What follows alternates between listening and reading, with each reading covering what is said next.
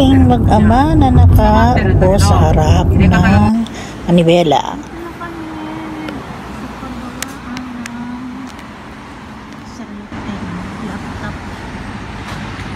Yung may bit-bit ng laptop ang aking anak na paakyat sa hagdanan.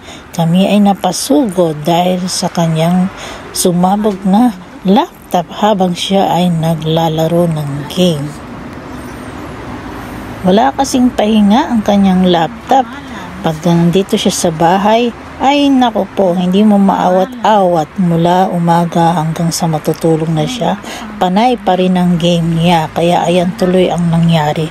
Kabago-bago pa naman yung laptop niya. So nakarating ay nag-drive kami mula sa aming bahay 9:45 AM. Nakarating kami dito ng mga bago mag alas 11. Ayun na ang aking mag-ama nasa counter at pinapakita na nila ang laptop ng aking anak. Samantalang ako naman ay mag-iikot-ikot muna dito. Ayan, tingnan nyo na ang mga nakikita ko rin dito. Bali pinagsama-sama ang mga PC, camera, mikropono at iba pa tulad ng keyboard. Yan, kumbaga display nila at ako'y hangang-hanga dahil sana all meron din ako niyan, kaso wala.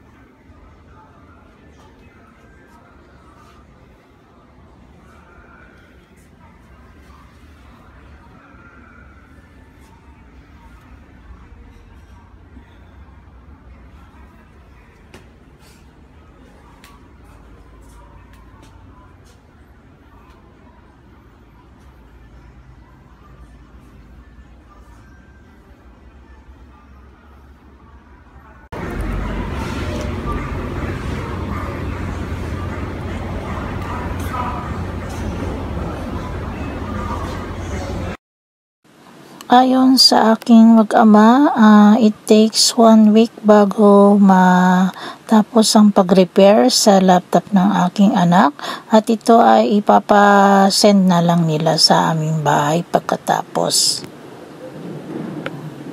Ang mahal ng mga mic, may 11,100, may 22,300.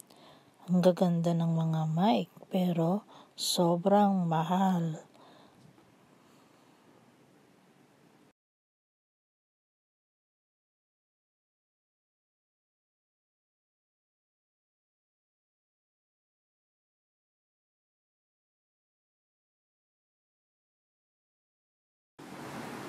Pansamantala, pinutol ko muna po yung sound dito sa store na to kasi bigla sila nagpatugtog. Syempre may iniingatan tayo, kaya magkukwento na lang muna ako. Ang pangalan ng store na to ay Dos Para, tindahan ng Dos Para sa Sakay Shichimichi. Ito ay isang computer specialty store, ang third wave na nagpapatakbo ng PC specialty store na Dos Para Sakay Shichimichi Store sa may Sakay City. 18 tindahan at ang tindahan na ito ay pang-anim at ang una sa Kansai. Mayroong isang streaming experience corner na pinagsasama-sama ang mga PC, camera, mikropono at mga keyboard.